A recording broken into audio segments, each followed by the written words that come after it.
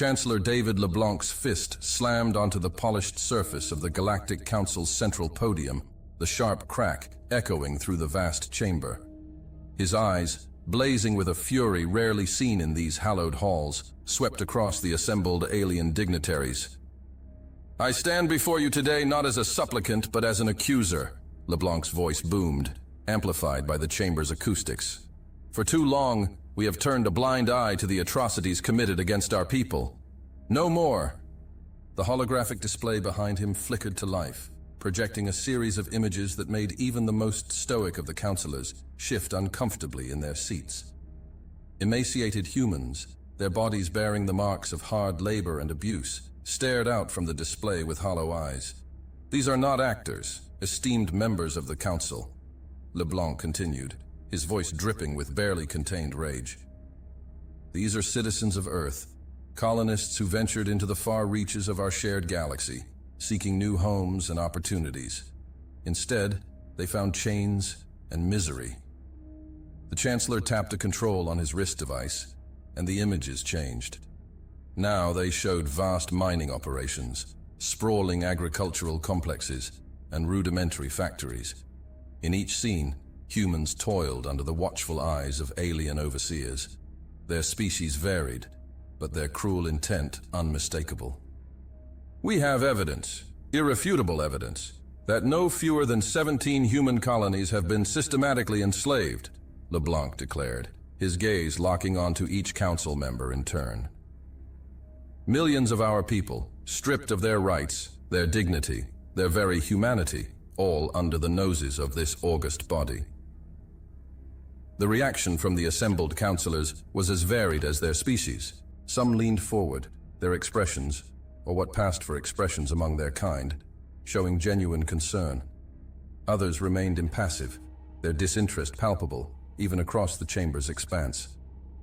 Councillor Zolak, a towering insectoid whose chitinous exoskeleton gleamed under the chamber's lights, was the first to speak. "Chancellor LeBlanc," it clicked, mandibles twitching in what might have been amusement. "These are serious accusations. But surely you understand the complexities of interstellar law and sovereignty. We cannot simply take your word." "My word," LeBlanc interrupted, his voice low and dangerous. "I'm not asking you to take my word, Councillor. I'm presenting you with facts. Data collected by our intelligence services, corroborated by independent sources, and verified by your own ethics committee." He tapped his device again, and a new series of images appeared. These showed official documents, bearing the seals of various council races, detailing trade agreements and labor contracts that, when examined closely, amounted to nothing less than slavery. "Your own people are complicit in this, Councillor Zolak," LeBlanc said, his eyes never leaving the insectoid's compound gaze. "As are yours, Councillor Drell, and yours, Madame Maju." The list goes on. A murmur rippled through the chamber as various councillors conferred with their aides or amongst themselves. LeBlanc allowed the moment to stretch, letting the weight of his accusations settle over the assembly. Councillor Velinai, one of the few who had shown genuine concern from the start, rose to her feet. The Altarian's luminescent skin pulsed with a mix of colors that betrayed her agitation. "Chancellor, if what you say is true, and I have no reason to doubt the veracity of your evidence, then this is indeed a grave matter.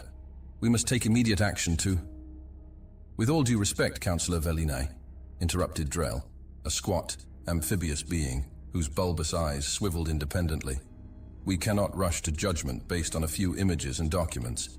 For all we know, these could be fabrications, or at the very least, misinterpretations of complex cultural exchanges." LeBlanc's laugh was sharp and without humor. "Cultural exchanges? Is that what we're calling slavery now, Councillor?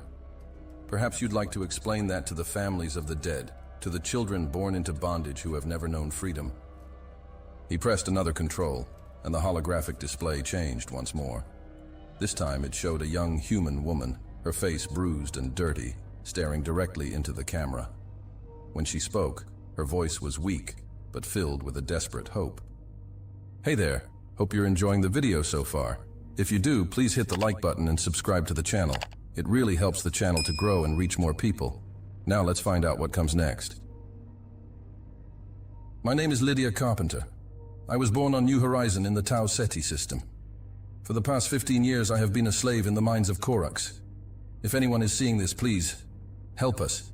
We're dying here. The message cut off abruptly, replaced by static. LeBlanc let the silence hang for a moment before speaking again, his voice now quiet, but no less intense. That message was intercepted 3 standard months ago. We have reason to believe Lydia Carpenter was executed for her attempt to reach out. How many more must die before this council acts? The leader of the council, a venerable Thraxi named Korvosh, whose age was evident in the deep furrows of his leathery skin, leaned forward. Chancellor LeBlanc, we hear your concerns. They are troubling, to say the least. But surely you understand that we cannot simply take unilateral action based on this information. There are protocols, diplomatic channels. Protocols? LeBlanc's voice rose once more. Diplomatic channels? While you hide behind your bureaucracy, my people suffer and die. How many reports have been filed over the years, only to be lost in the labyrinth of your protocols? How many whispered rumors have you chosen to ignore because addressing them might upset the delicate balance of power in this chamber? He swept his arm wide, encompassing the entire assembly. Look at yourselves. Some of you can barely conceal your disinterest. Others are already calculating how to spin this, how to bury it under mountains of paperwork and committees. And a precious few of you actually care, but you're outnumbered and outmaneuvered at every turn.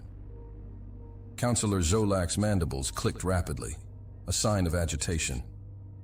Chancellor, you go too far. This body has maintained peace in the galaxy for centuries. Your accusations threaten to undermine... Peace? LeBlanc's interruption was sharp as a knife.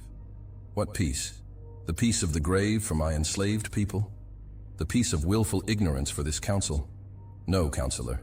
True peace cannot exist alongside such injustice. He turned back to the central podium, his fingers dancing over the controls. The holographic display changed one last time, showing a galactic map with pulsing red dots indicating the locations of the enslaved colonies. I came here today not just to accuse but to demand action, LeBlanc declared, his voice ringing with authority. I want a full investigation conducted by an independent body with representatives from Earth. I want immediate sanctions against any worlds or corporations found to be involved in these slavery operations. And I want a clear timeline for the liberation of every single human held in bondage. The chamber erupted into a cacophony of voices, some raised in support, others in protest. LeBlanc stood impassive at the center of the storm, his eyes never leaving the galactic map and its damning red markers. Korvosh raised his gnarled hands, calling for order. When the noise had subsided somewhat, he spoke, his voice carrying the weight of centuries.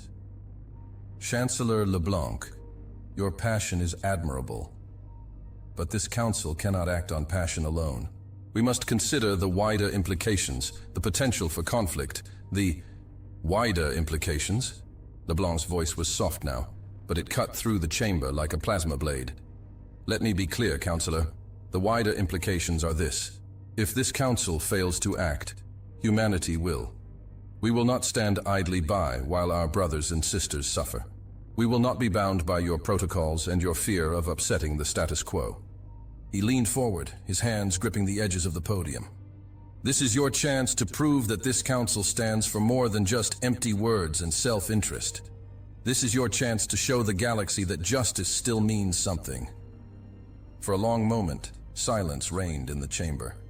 Then, slowly, voices began to rise again. Councillors conferred in hushed tones, aides scurried back and forth with datapads, and the air thrummed with tension. Finally, Korvosh spoke again.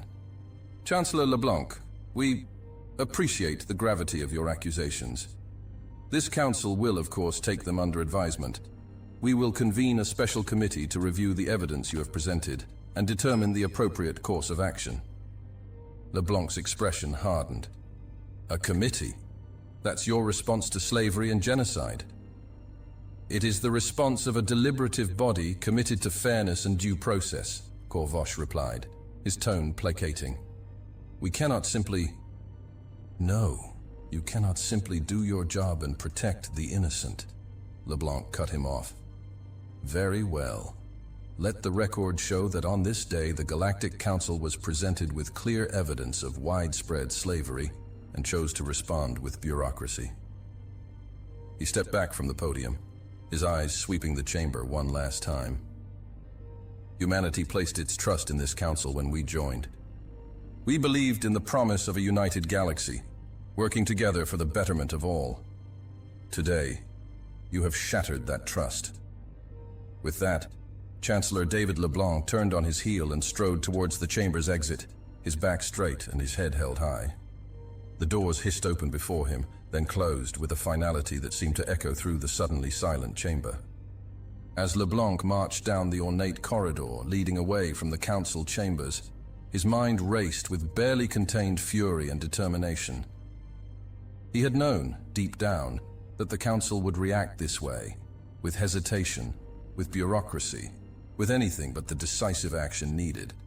But to see it play out, to witness their indifference firsthand, had stoked the fires of his resolve. He reached for his secure communicator, keying in a series of complex codes. Within moments, a holographic display sprang to life before him, showing the faces of his most trusted commanders.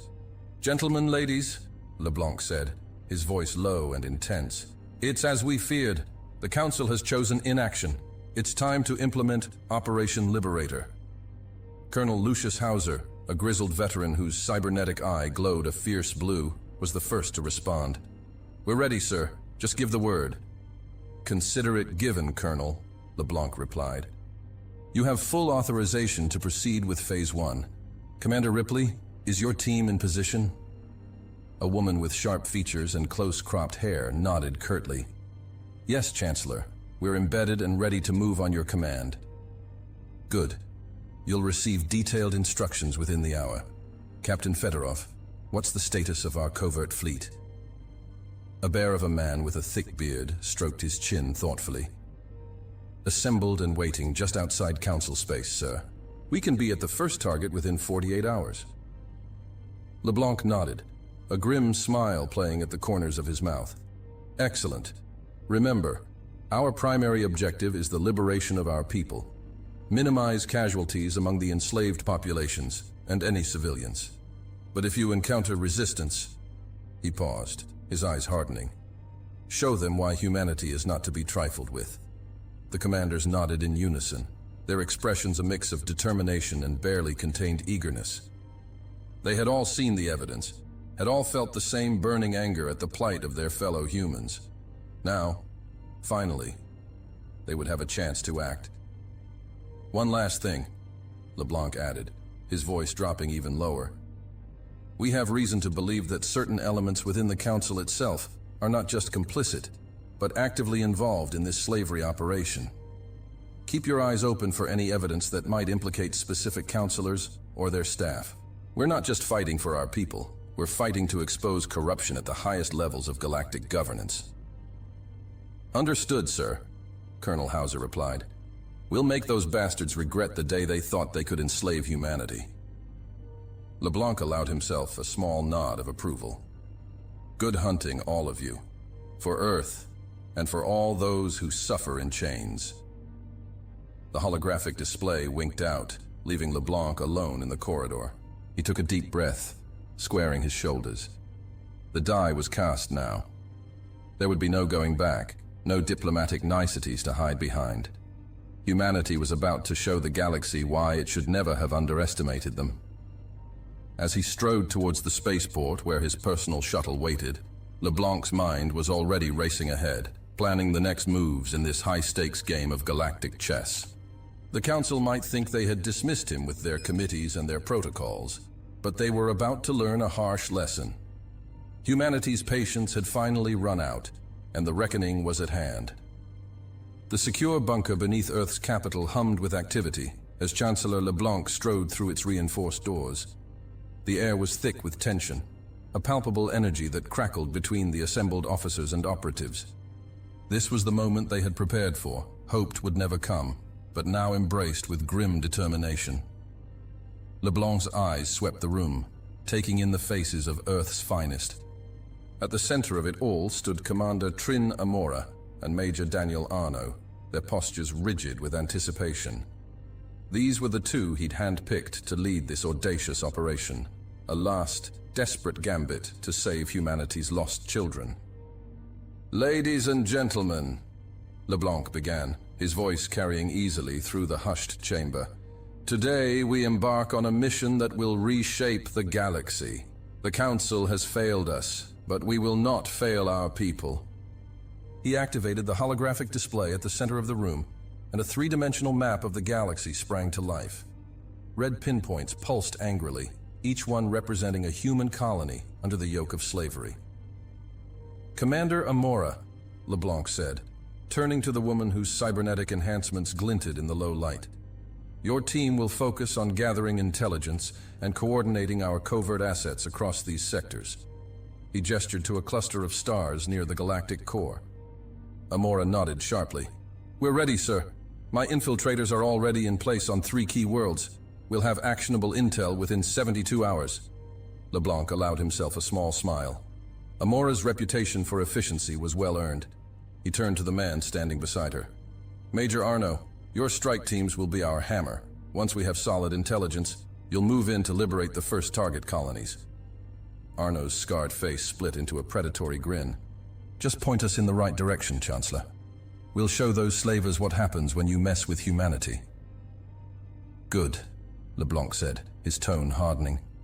"But remember, our primary objective is the safe extraction of our people. Minimize collateral damage where possible, but do not hesitate to use overwhelming force if necessary." Both commanders nodded their understanding. LeBlanc was about to continue when a priority alert flashed across his neural interface. He frowned, tapping the side of his head to accept the incoming transmission. "Chancellor," a familiar voice crackled through the secure channel. "This is Korvosh. We need to talk, immediately." LeBlanc's eyebrows shot up in surprise. The leader of the Galactic Council contacting him directly, mere hours after their confrontation. This was unexpected. "Understood," he replied, keeping his voice neutral. "Secure channel Omega-3, 2 minutes." He turned back to the assembled team. "A development, possibly significant. Carry on with the briefing. I'll return shortly." LeBlanc strode to a private communication booth, his mind racing. What game was Korvosh playing? As the booth's privacy field shimmered into place, he activated the holographic projector. The wizened face of the Thraxi counselor materialized before him. "Chancellor," Korvosh began without preamble, his voice low and urgent. "What I'm about to tell you puts my life at risk. But after your presentation, I can no longer stand idle." LeBlanc leaned forward, his interest piqued. "I'm listening." "The corruption goes deeper than you know," Korvosh continued. "Several key members of the Council aren't just complicit in the slavery operations. They're orchestrating them. And worse, they're planning a coup to consolidate their power." The Chancellor's fists clenched at his sides. "I suspected as much. But why tell me this now? Why not speak up during the session?" Korvosh's leathery features twisted in what might have been shame. "Fear, Chancellor. They have leverage over many of us. But seeing your evidence, hearing the passion in your voice, it awakened something in me. A reminder of why I joined the Council in the first place." LeBlanc's mind raced, calculating the implications of this revelation. "What are you proposing, Councillor?" "An alliance," Korvosh replied. "Covert, of course. I can provide you with intelligence, access codes, shipping manifests, everything you need to strike at the heart of this conspiracy. And in return? Justice," the Thraxi said simply, "and a chance to rebuild the Council into what it always should have been, a true force for peace and cooperation in the galaxy." LeBlanc studied the alien's face, searching for any sign of deception. Finding none, he nodded slowly. "Very well, Counselor. But understand this.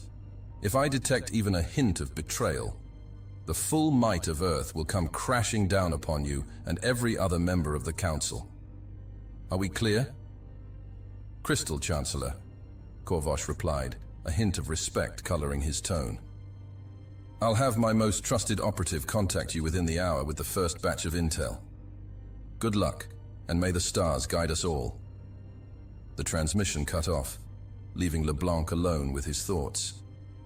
He took a deep breath, centering himself before stepping back out into the bustling command center. "Change of plans," he announced, his voice cutting through the chatter. All eyes turned to him instantly. "We have a new ally, one that's just opened up a wealth of possibilities for us." As LeBlanc briefed the team on this unexpected development, a spark of hope began to kindle in the room. Perhaps, just perhaps, they could pull this off without plunging the galaxy into all-out war. Hours later, in the depths of space, a nondescript freighter drifted silently through the void. To any casual observer, it appeared to be just another merchant vessel plying the trade routes between star systems. But appearances, as they say, can be deceiving. Inside the ship's cargo hold, Commander Trin Amora ran her fingers over the smooth surface of a stasis pod. Within, a figure floated in suspended animation, Hfy's promised operative. The pod's readout indicated the occupant was Zarkon, a member of a species known for their shape-shifting abilities. "Quite the ace up our sleeve," Major Arno remarked, stepping up beside her. "You sure we can trust this? Whatever it is?" Amora's cybernetic eye whirred as it focused on her colleague. "Trust? No. But use? Absolutely. If even half of what Hfy promised is true, this could blow the whole conspiracy wide open." She tapped a sequence on the pod's control panel, initiating the revival process. As the stasis field began to dissipate, she turned to face the assembled members of both her and Arno's teams. "Listen up, people," she began, her voice carrying the weight of command. "In a few minutes, we're going to be joined by an asset that could turn the tide of this entire operation. But make no mistake, this is not our friend. This is a tool, nothing more. We use it, we verify everything it tells us, and we stay on our guard. Understood?" A chorus of affirmatives rang out. Satisfied, Amora turned back to the pod, just as its occupant began to stir. The being that emerged was difficult to describe. Its form seemed to shift and flow, never quite settling on a single appearance. One moment it appeared vaguely humanoid, the next it resembled something more akin to a cephalopod. Only its eyes remained constant, piercing, iridescent orbs that seemed to take in everything at once. "Greetings," it said, its voice a melodious whisper that somehow carried to every corner of the hold. "I am Zarkon, emissary of Counselor Hfy. I bring gifts of knowledge and death." Arno's hand instinctively moved to his sidearm, but Amora held up a hand to stay him. "Explain," she demanded. Zarkon's form rippled, and suddenly it was holding what appeared to be a data crystal. "Here," it said, extending the crystal towards Amora, "is everything you need to cripple the slavery operation in the Orion Spur. Access codes, patrol schedules, names of collaborators, all of it." Amora took the crystal, her cybernetic implants already scanning it for any hidden surprises. "And the death?" she asked, her voice carefully neutral. The alien's form shimmered again, and this time when it solidified, it bore an uncanny resemblance to one of the council members who had dismissed LeBlanc's evidence. "I can become anyone," it said, its voice now a perfect mimicry of the councilors. "I can go anywhere, and when the moment is right, I can strike at the very heart of this conspiracy." A murmur ran through the assembled humans. The implications were staggering. With this being's abilities, they could potentially take out key players in the slavery ring without ever firing a shot.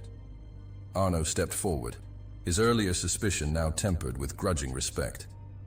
"All right, shapeshifter, you've got our attention. But why? Why turn against your own kind to help us?" Zarkon's form rippled once more, settling into something that looked almost human, save for its eyes. "Because, Major," it said softly, "I have seen the depths of depravity to which intelligent beings can sink. I have witnessed atrocities that would haunt your nightmares, and I have come to believe that sometimes the only way to excise such rot is with fire." The alien's gaze swept the cargo hold, taking in each member of the human strike force. "You are that fire," it continued. "Unpredictable, fierce, relentless. Where others see only primitives barely out of their cradle, I see the potential for a cleansing inferno." and I choose to be the wind that fans those flames." Amora and Arno exchanged glances. This was more than they had dared hope for, not just information, but a potent weapon in its own right. The commander nodded almost imperceptibly, and Arno turned back to address the alien. "Welcome aboard, then," he said gruffly. "But understand this, you put one tentacle out of line, and I'll personally space you. Clear?" Zarkon's form rippled in what might have been amusement. "Crystal, Major. Now, shall we begin? Time, I fear, is not on our side." Over the next several hours, the human strike team pored over the intelligence provided by Zarkon. Star charts were updated, attack plans refined, and infiltration routes plotted. With each passing minute, the true scope of the slavery operation became clearer and more horrifying. "It's not just isolated incidents," Amora murmured, her cybernetic eye rapidly processing the data scrolling across her neural interface. "This is systematic. Entire sectors stripped of resources, populations relocated and exploited." Arno nodded grimly. "And it goes all the way to the top. Look at this. Shipping manifests signed by council members. Shell companies funneling profits directly into their personal accounts. It's a damned house of cards, and we're about to kick it down."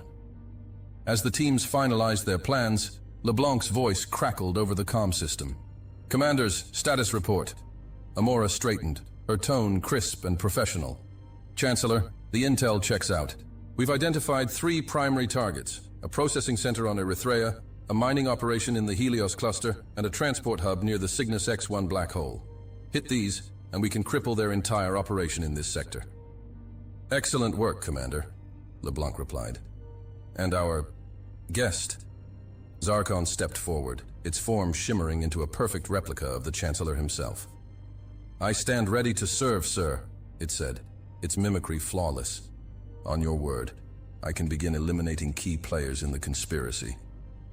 There was a moment of silence as LeBlanc processed this. When he spoke again, his voice was heavy with the weight of command. "Proceed with caution. We're walking a razor's edge here. One false move, and we could plunge the entire galaxy into chaos."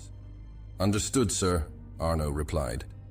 "We'll start with the processing center on Erythrea, small enough to be a testbed for our tactics, but significant enough to send a message."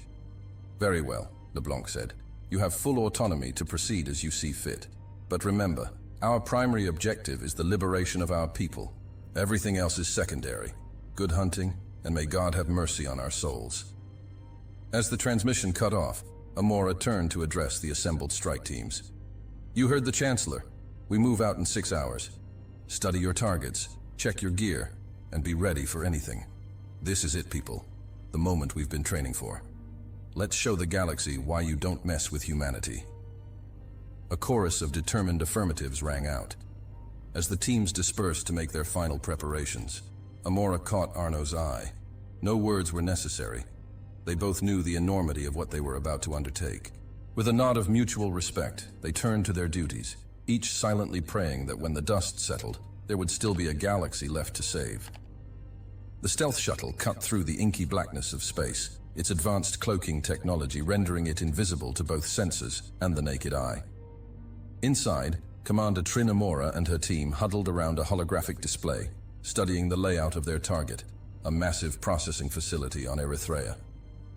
"All right, people," Amora said, her voice low and intense. "We're about to see firsthand just how deep this rabbit hole goes. Remember, our primary objective is intel gathering.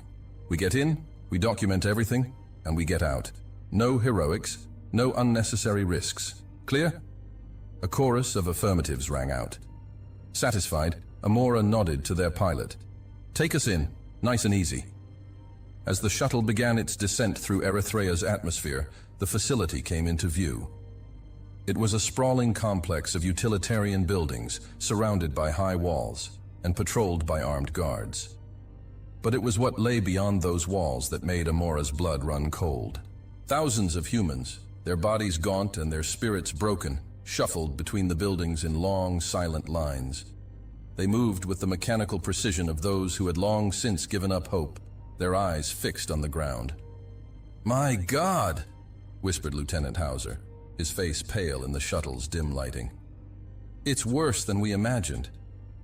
Amora's cybernetic eye whirred as it zoomed in on the scene below. "No," she said grimly. "It's exactly what we imagined. And now we're going to make those responsible pay."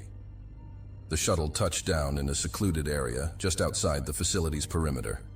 As the team disembarked, Amora activated her subdermal comms. "Zarkon, you're up. Get us inside." The shapeshifter, who had been silent throughout the journey, stepped forward. Its form rippled and changed, taking on the appearance of one of the facility's guards. "Follow me," it said, its voice a perfect mimicry of the alien species it now resembled. "And remember, no matter what you see, maintain your cover. We cannot afford to blow this operation." As they approached the main gate, Zarkon spoke rapidly in an alien language, gesturing to the human team. The guard at the checkpoint nodded, waving them through without a second glance. Amora felt a mixture of relief and disgust. How many times had this scene played out, with real slaves being brought in instead of undercover operatives? Once inside, the true horror of the situation became apparent. The processing facility was a well-oiled machine of misery, designed to break the human spirit and extract every ounce of labor from its captives. Amora's team moved through the complex, their hidden cameras capturing everything. In one building, they witnessed the intake process. Newly arrived humans were stripped, decontaminated, and branded with identification codes. The screams of pain and despair echoed off the sterile walls, but the alien overseers showed no reaction.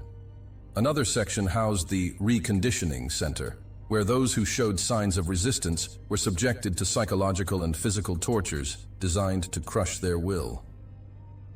Amora had to physically restrain Lieutenant Hauser when they saw a young woman being strapped into a neural reprogramming device. "Not yet," she hissed in his ear. "We can't save them if we're dead or captured. Remember the mission." As they delved deeper into the facility, they uncovered evidence that went far beyond simple slavery. In a heavily guarded laboratory, they found alien scientists conducting experiments on human subjects, genetic manipulation, cybernetic enhancements, and other procedures that violated every ethical standard in the galaxy. "They're not just using us for labor," Amora murmured, her voice tight with anger. "They're trying to create some kind of super soldier." But the most damning evidence came from the facility's central command center. While Zarkon distracted the staff with a fabricated emergency, Amora and her team hacked into the main computer system. What they found sent shockwaves through the entire group. "It's all here," Amora said, her fingers flying over the holographic interface. "Financial records, communication logs, shipping manifests. This goes all the way to the top of the Galactic Council." Lieutenant Hauser leaned in, his eyes widening as he scanned the data. "Look at these names. Counselor Drell, Madame Mahju, even Jolak. They're all involved." Amora nodded grimly. "And it gets worse. This isn't just about slavery or profit. They're planning a coup, using these enhanced humans as their shock troops. They want to remake the entire galactic order in their image." As the team downloaded the incriminating data, alarms suddenly blared throughout the facility. Amora cursed under her breath. "We've been made. Zarkon, what's our exit strategy?"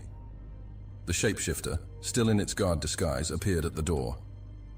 "This way. I've created a diversion, but it won't last long. We need to move now." The team fought their way out of the command center, their non-lethal weapons dropping guards left and right. As they ran, Amora couldn't help but notice the reactions of the human slaves they passed. Some cowered in fear, but others looked up with a spark of hope in their eyes, as if sensing that their salvation was at hand. Just as they reached the perimeter, a massive explosion rocked the facility. Amora spun around to see one of the laboratory buildings engulfed in flames. "What the hell was that?" she demanded. Zarkon's form rippled, a hint of satisfaction in its alien features.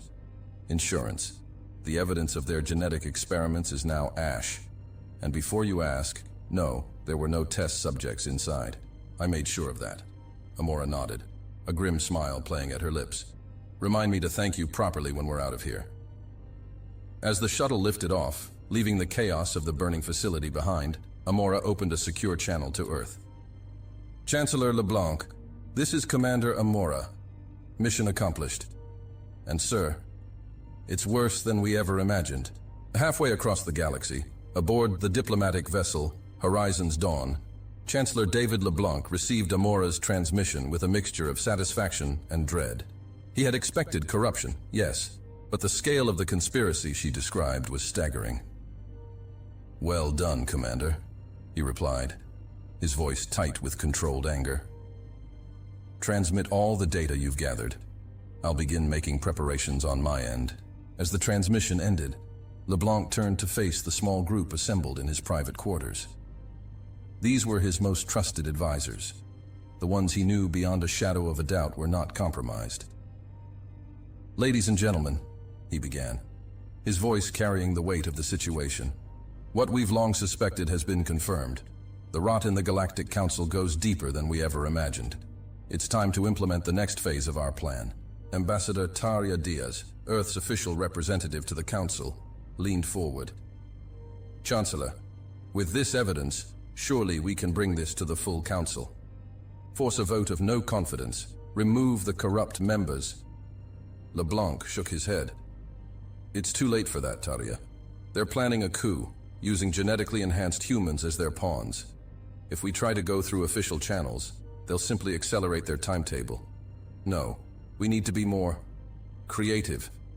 He activated the room's holographic display, bringing up a series of star charts and tactical overlays. Major Arno's teams are already in position near key Council worlds. Commander Amora's intelligence has given us the final pieces we need. Now we strike. The plan that LeBlanc laid out over the next hour was audacious, bordering on insane. It involved simultaneous strikes against multiple slave processing facilities, a complex web of political maneuvering, and a final dramatic confrontation that would expose the conspiracy to the entire galaxy. As the briefing concluded, LeBlanc looked each of his advisors in the eye. "I won't lie to you. This is a gamble. If we fail, Earth will likely face severe sanctions, possibly even military action from the Council. But if we succeed, Ambassador Diaz finished, we'll have saved not just humanity, but the entire Galactic Council from itself." LeBlanc nodded. "Precisely. Now let's get to work. We have a galaxy to save." As the Horizon's Dawn made its final approach to the Galactic Council's headquarters on Erythion Ring, LeBlanc couldn't help but feel a sense of grim satisfaction. Everything was in place.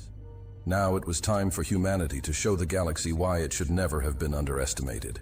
Back on Erythrea, the aftermath of the raid on the processing facility had thrown the entire operation into chaos. Alarms blared across the complex as guards scrambled to contain the situation and account for the missing data. In the heart of the facility's security center, Overseer Kralix, a hulking reptilian with scales that shimmered like oil on water, raged at his subordinates. "How?" he roared, his clawed hand slamming down on a control panel. "How did they get past our defenses? Find them! I want those humans found and terminated immediately!" But even as he barked orders, a seed of fear had taken root in Kralix's mind. This was no ordinary slave uprising or industrial accident. The precision of the attack, the specific data that had been stolen, it reeked of a coordinated operation. And if that was the case, his fears were confirmed moments later when a priority transmission came through on a channel reserved for the highest levels of the conspiracy. The face that appeared on the screen belonged to Councillor Drell, one of the key architects of the slavery operation and the planned coup. Kralix, Drell's amphibious features were twisted with rage and fear. "We've been compromised. Similar attacks have been reported at facilities across 3 sectors. They know. Somehow those damned humans know everything." The Overseer felt his blood run cold. "What are your orders, Councillor?" Drell's bulbous eyes swiveled independently, a sign of extreme agitation in his species. "Initiate Protocol Omega. Destroy all evidence, eliminate any slaves who might talk, and then scuttle the facility. We cannot allow anything to be traced back to the Council." Kralix hesitated for a fraction of a second. Protocol Omega meant the death of thousands, not just slaves, but his own staff as well. But he knew the price of disobedience would be far worse. "Understood, Councillor. It will be done." As the transmission cut off, Kralix began inputting the commands that would seal the fate of everyone in the facility. But before he could complete the sequence, the door to the security center burst open. A team of humans, led by a woman with cybernetic enhancements and a fire in her eyes, stormed into the room. Behind them came one of his own guards? But as Kralix watched in horror, the guard's form shimmered and changed, revealing a being he had only heard whispered rumors about, a Zarkon shapeshifter.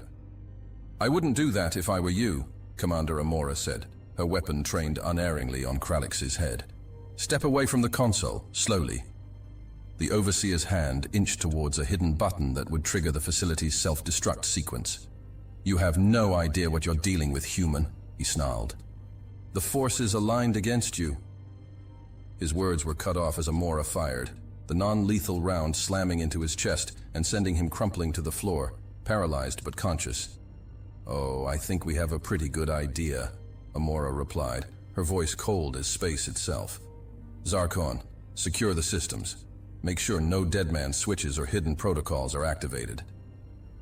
As the shapeshifter worked its magic on the facility's computers, Amora knelt beside the immobilized Kralix. "Now then, let's have a little chat about Counselor Drell and this Protocol Omega, shall we?"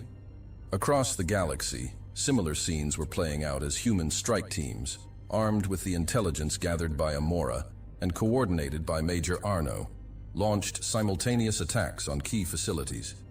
The element of surprise, combined with the humans' fierce determination and the aid of Zarkon operatives, allowed them to overwhelm the slavers' defenses.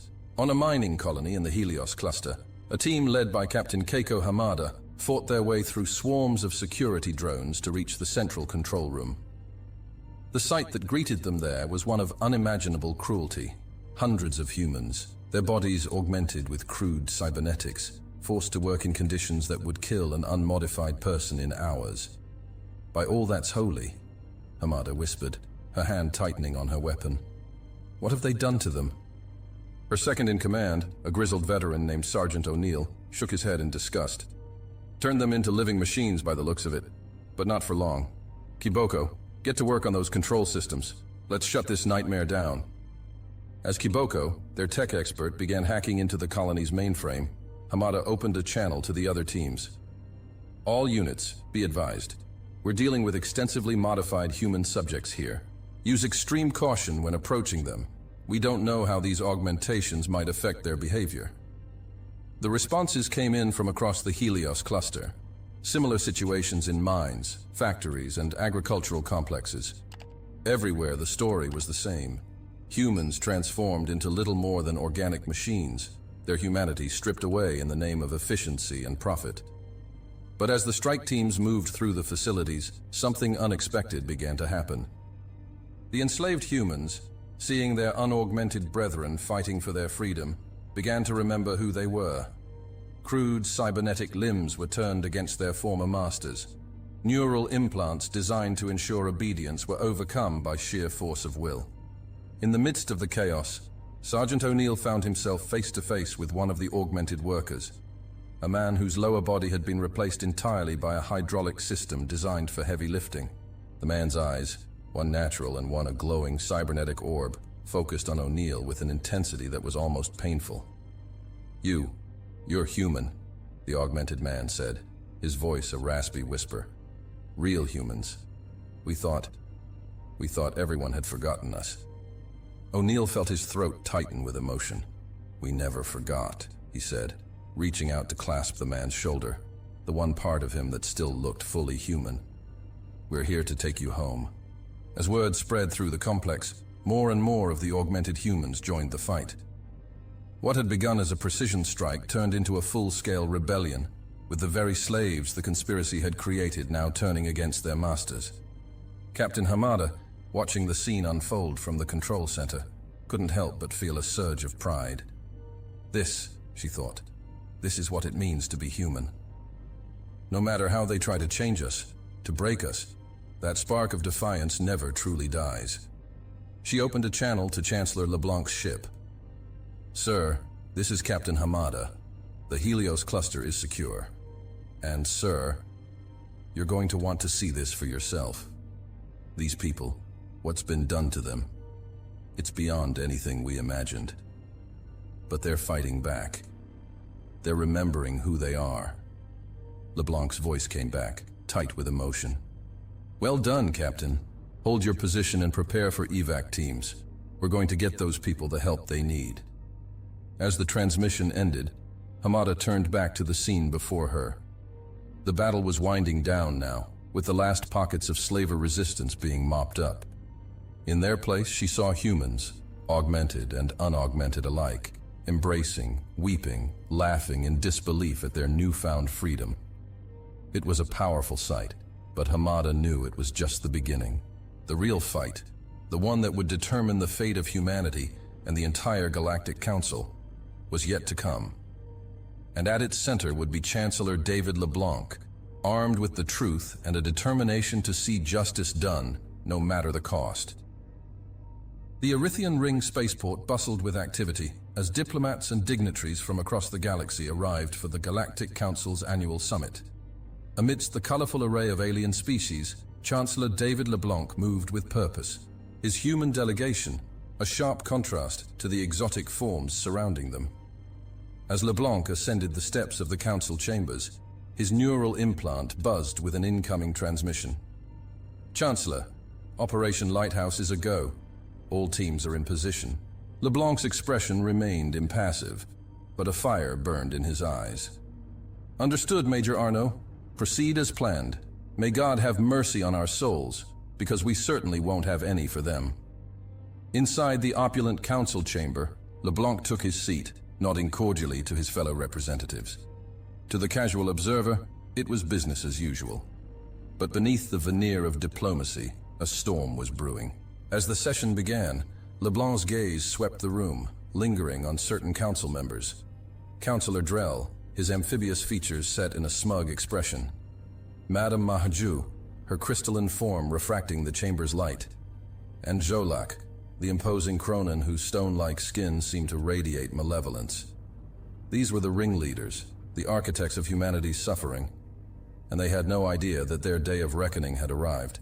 LeBlanc rose to speak, his voice carrying easily through the chamber. Esteemed colleagues, I come before you today with a matter of utmost urgency. New evidence has come to light regarding the ongoing labor disputes in the outer colonies. A ripple of unease passed through the chamber. Councillor Drell's gills flared in agitation. Chancellor LeBlanc, we've been through this. The Council has already... I'm well aware of the Council's previous stance, LeBlanc interrupted, his tone steel beneath a veneer of politeness. However, I believe you'll find this new information compelling. With a gesture, LeBlanc activated the chamber's holographic display. Suddenly, the air was filled with images and data streams, irrefutable evidence of the slavery operation, financial records linking council members to the conspiracy, and plans for the impending coup. The chamber erupted into chaos. Accusations flew, denials were shouted, and more than a few representatives looked ready to flee. But LeBlanc's voice cut through the din like a plasma torch through hull plating. I move for the immediate arrest and trial of the involved parties, he declared, his eyes locked on the ringleaders. Furthermore, I call for an emergency session to address the liberation of all enslaved populations and the complete restructuring of the Council's oversight mechanisms. As security drones moved to apprehend the accused council members, LeBlanc's neural implant buzzed again. This time, it was Commander Amora's voice that filled his mind. Chancellor, we've secured the primary target on Erythrea. Resistance was heavier than expected, but casualties were minimal. We're proceeding with Phase 2. LeBlanc allowed himself a small smile. Excellent work, Commander. Keep me updated. Across the galaxy, on the storm-racked world of Erythrea, Commander Trin Amora stood atop a ridge overlooking the massive slavery complex. Behind her, dropships disgorged platoons of Earth's finest soldiers, their powered armor gleaming in the planet's eerie purple twilight. All units, this is Commander Amora, she broadcast on the secure channel. Our primary objective is the liberation of our fellow humans. But make no mistake, we are at war. The enemy has already shown they will stop at nothing to maintain their power. Show them the same courtesy. With a gesture, Amora signaled the advance. Hundreds of soldiers surged forward, their weapons charged and ready. As they approached the complex's outer defenses, the sky lit up with weapons fire. The slavers had been prepared for a small-scale insurgency, perhaps even a modest military strike. They were not prepared for the full might of an enraged humanity. Amora's cybernetic eye whirred as it zoomed in on the battle unfolding below. Earth's troops moved with a coordination and ferocity that seemed to catch the defenders off guard. Powered armor shrugged off energy blasts that would have vaporized unprotected soldiers. Return fire from human weapons punched through alien shields like they were tissue paper. "Push forward!" Amora ordered, her voice carrying over the din of battle. "Breach teams, stand ready! The moment those shields fall, I want you inside and securing the slave pens." As if in answer to her command, a massive explosion rocked the complex. The main shield generator erupted in a ball of plasma fire, its destruction sending cascading failures through the rest of the defensive grid. "Now! Go, go, go!" Breach pods streaked from the hovering dropships, slamming into the sides of the main buildings. Each one disgorged a squad of elite soldiers, who immediately began fighting their way deeper into the complex. Amora herself led a team towards the central control hub. As they fought through waves of increasingly desperate defenders, she couldn't help but notice the state of the complex's interior. Every surface seemed designed to crush the spirit: oppressive architecture, harsh lighting, and ever-present reminders of the slave's subjugation. "These bastards are going to pay," she muttered, her cybernetic fist crushing the skull of an alien guard who got too close. Finally, they reached the control center. The door, built to withstand orbital bombardment, stood before them like a monolithic challenge.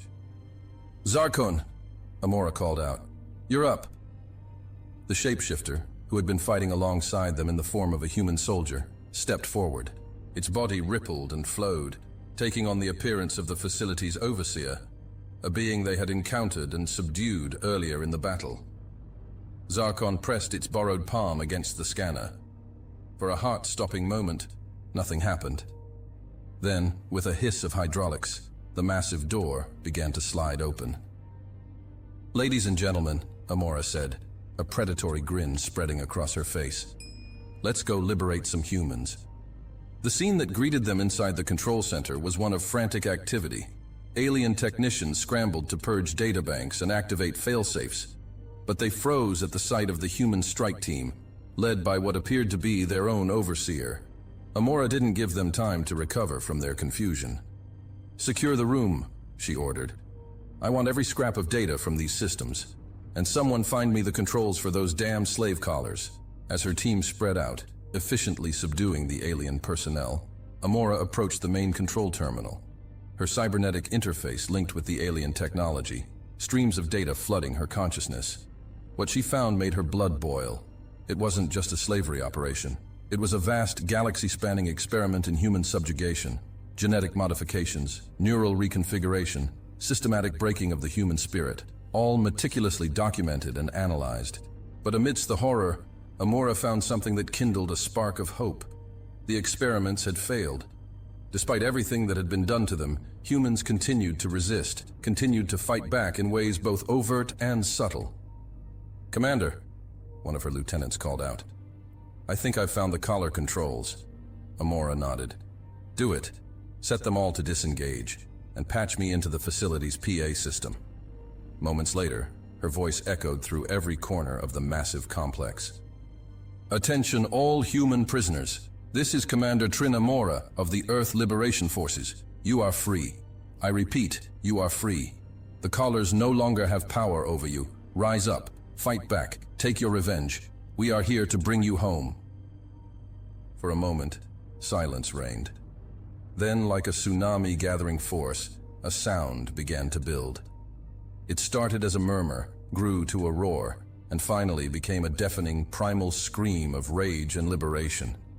The slaves were rising. Across the complex, scenes of uprising played out.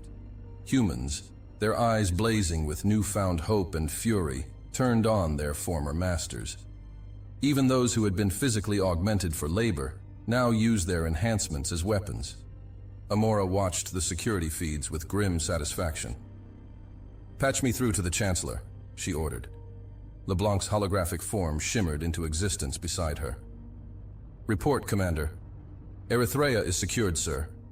We're already seeing similar reports from other liberated facilities. But... She hesitated, her cybernetic eye whirring as it processed more incoming data. Sir, the scale of this operation, it's beyond anything we imagined. They weren't just using our people for labor. They were experimenting on us, trying to create some kind of super soldiers. LeBlanc's expression hardened. Send me everything you found. I'll make sure the entire galaxy knows the truth of what's been done here. As the transmission ended, Amora turned back to the chaos unfolding around her. The battle was won, but the war was far from over. There were still countless humans to liberate, an interstellar conspiracy to dismantle, and a galaxy's worth of justice to mete out. But for the first time in years, Commander Trin Amora allowed herself to feel something dangerously close to hope. Meanwhile, light years away, on the agrarian world of terra firma, Major Daniel Arno led a very different kind of operation. Where Amora had gone in with overwhelming force, Arno's approach was surgical precision. His team moved through the vast fields of terra firma like ghosts, their advanced stealth technology rendering them nearly invisible. As they approached the main plantation complex, Arno held up a fist, signaling a halt. "Recon, report," he subvocalized, the command picked up by his neural implant. "All clear, sir," came the reply. "Guards are rotating shifts. We've got a 5-minute window." Arno nodded, though no one could see the gesture. "You heard the man. Sync chrono. Prepare for breach on my mark." The plantation's defenses were formidable, for civilian-grade technology. Against Earth's most advanced Spec Ops team, they might as well have been tissue paper. Mark. In perfect synchronization, EMP charges detonated at key points around the complex. Lights flickered and died, security systems went dark, and for a crucial few seconds, chaos reigned. Arno's team moved like wraiths through the darkened corridors. Their helmet displays painted targets in infrared, distinguishing between the heat signatures of slaves and overseers. "Remember," Arno's voice crackled in each team member's ear, "we're here to liberate, not exterminate. Non-lethal takedowns only, unless they don't give you a choice." They encountered their first resistance outside the main control room. A group of alien overseers, their bioluminescent skin pulsing with agitation, raised energy weapons. Before the aliens could even register the humans' presence, Arno's team struck. Neurostun rounds found their marks with unerring precision. The overseers dropped, their nervous systems temporarily overloaded. "Control room secured," Arno reported. "Initiating Phase 2. While part of his team worked to access the plantation's systems, Arno led another group towards the slave quarters. What they found there made even hardened special forces operatives pause in shock. Humans of all ages were crammed into spaces barely fit for animals. Many bore signs of genetic modification, extra limbs for harvesting, reinforced backs for carrying impossible loads, even gills for working in flooded fields. "My God," someone whispered. "What have they done to them?" Arno's jaw clenched. "What we're going to undo. Medic, start triage. I want every one of these people evaluated and prepped for evac." As his team worked to free the slaves, Arno's neural implant buzzed with an incoming transmission. "Major," LeBlanc's voice filled his mind. "Status report." "Terra firma secure, sir," Arno replied. "Minimal resistance. But the slaves, it's bad. Real bad. They've been experimenting, trying to create some kind of specialized human variants for different types of labor." There was a moment of silence on the other end. When LeBlanc spoke again, his voice was tight with controlled fury. "Document everything, Major. Every atrocity, every experiment, every name of those responsible. The galaxy will know what's been done here." "Understood, sir. And the next phase?" "Proceed as planned. The Council is in chaos. We're pushing for an emergency session to address the slavery issue. Your evidence will be the final nail in their coffin." As the transmission ended, Arno turned back to the task at hand. All around him, freed slaves were emerging into the light, blinking in confusion and fear at their liberators. One small girl, her skin an unnatural shade of green, photosynthetic modification, Arno's analytical mind noted, approached him hesitantly. Are you really from Earth?" she asked, her voice barely above a whisper. Arno knelt down, removing his helmet to meet her eyes. "We are," he said softly, "and we've come to take you home." The girl's eyes widened, and then, for perhaps the first time in years, she smiled. As word spread through the compound, a change came over the freed slaves. Fear gave way to hope, and hope to determination. Many insisted on joining the human soldiers, eager to play a part in liberating others who had suffered as they had. Arno stood at the center of it all, coordinating the evacuation and planning the next phase of the operation. As he worked, he couldn't help but reflect on the enormity of what they were doing. This wasn't just a military operation. It wasn't even just about freeing slaves. This was humanity reasserting itself on the galactic stage, declaring to the universe that they would no longer be silent in the face of injustice. As the first transport ships began to arrive, carrying medical teams and supplies, Arno allowed himself a small smile. The road ahead would be long and difficult, but for the first time in years, it felt like they were on the right path. The liberation of terra firma was just the beginning. Across the galaxy, similar scenes were playing out on dozens of worlds. Humanity, so long downtrodden and exploited, was rising up. And the corrupt powers that had thought to control them were about to learn a harsh lesson. Never underestimate the human spirit.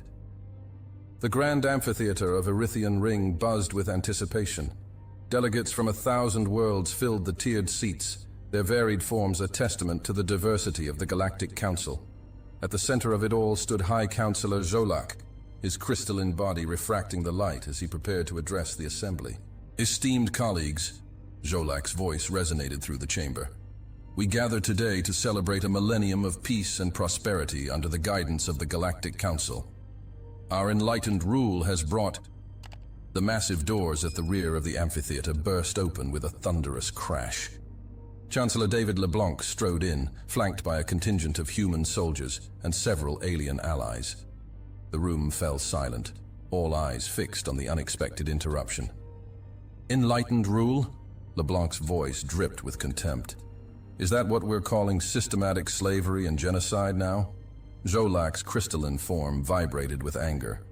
"Chancellor LeBlanc, this is highly irregular. You have no right to..."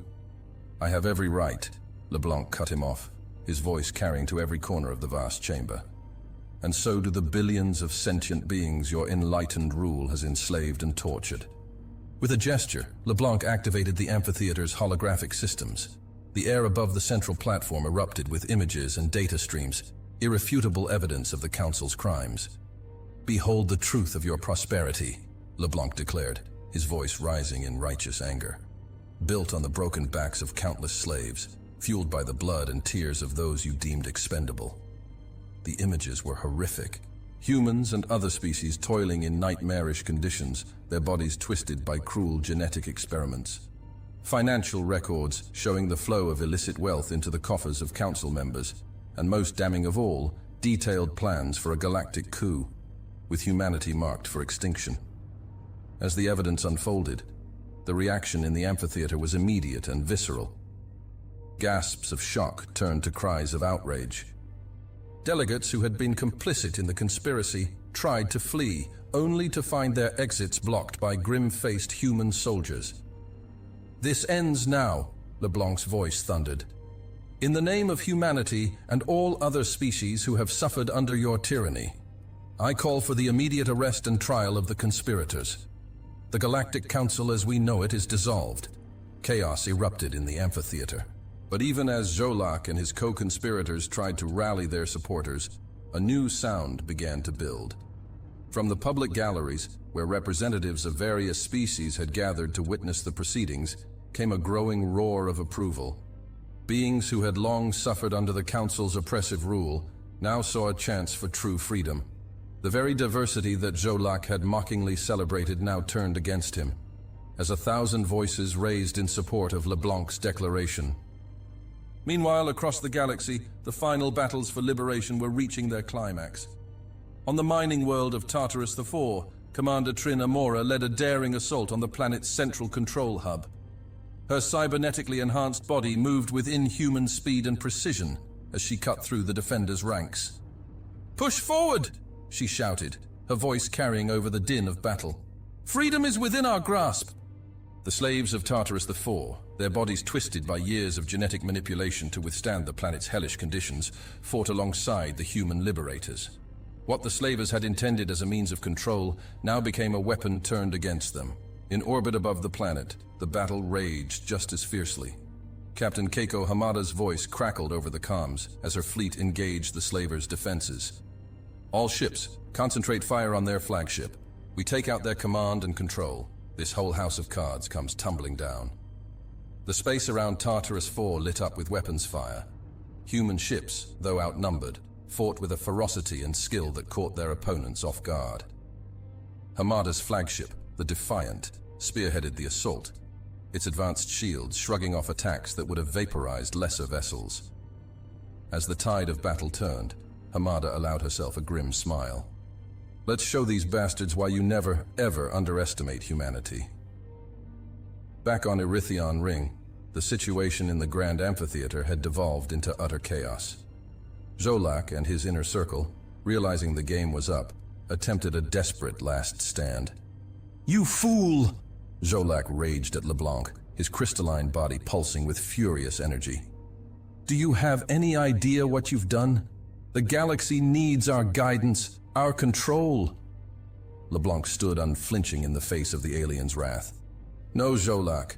What the galaxy needs is freedom, something you and your kind could never understand. With a roar of fury, Zolak launched himself at LeBlanc, his crystalline arms morphing into razor-sharp blades. But the human chancellor was ready. In a move that left the audience gasping, LeBlanc sidestepped the attack with preternatural speed, drawing a weapon that pulsed with strange energy.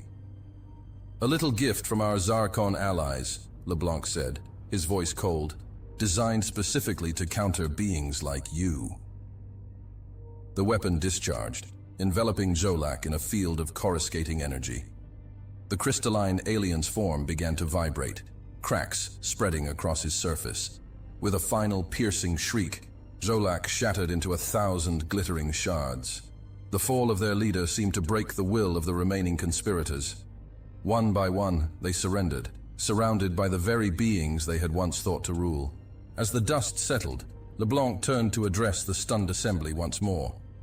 Today marks a new beginning, he declared.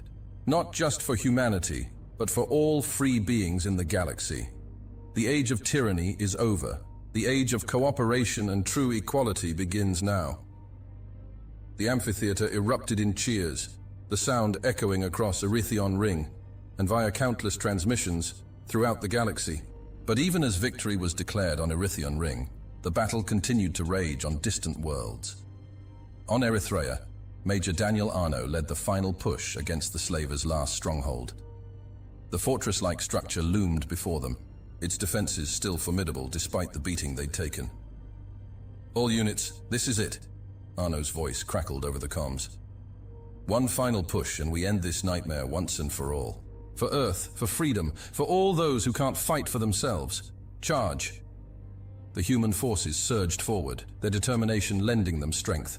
Alongside them fought the liberated slaves, their anger at years of oppression fueling their assault. The stronghold's defenses buckled under the onslaught. Walls crumbled, shield generators overloaded, and automated turrets fell silent. And then, finally, the massive gates gave way. Arno led the charge into the heart of the enemy's lair. What they found inside would haunt them for years to come. Laboratories where unspeakable experiments had been conducted, holding cells filled with beings driven to the brink of madness by their captivity. But amidst the horror, there was hope. As the last of the slavers were rounded up, the freed prisoners emerged into the light, blinking in disbelief at their newfound freedom. A small child, her body bent and twisted by cruel genetic manipulation, approached Arno. "Is it really over?" she asked, her voice barely above a whisper. Arno knelt down, removing his helmet to meet her eyes. "Yes," he said softly. "It's over. You're free." As word of the victory spread, scenes of celebration erupted across the galaxy. On world after world, the chains of slavery were cast off. The corrupt Galactic Council was no more, its crimes exposed for all to see. In the aftermath, Chancellor LeBlanc found himself at the center of a galactic revolution, Representatives from 1,000 worlds clamored for his attention, eager to forge new alliances with the humans who had liberated them. But even as he navigated the complex waters of interstellar diplomacy, LeBlanc never forgot the cost of their victory. In a quiet moment, he stood before a memorial to those who had fallen in the fight for freedom. "We did it," he whispered, his hand tracing the names etched in cold stone. "We showed them what humanity is truly capable of, and we'll never let anyone forget it." As LeBlanc turned away from the memorial, his gaze fell upon the bustling spaceport in the distance. Ships from across the galaxy were arriving, bringing diplomats, traders, and ordinary citizens eager to be part of this new era. The future stretched out before them, vast and full of possibility.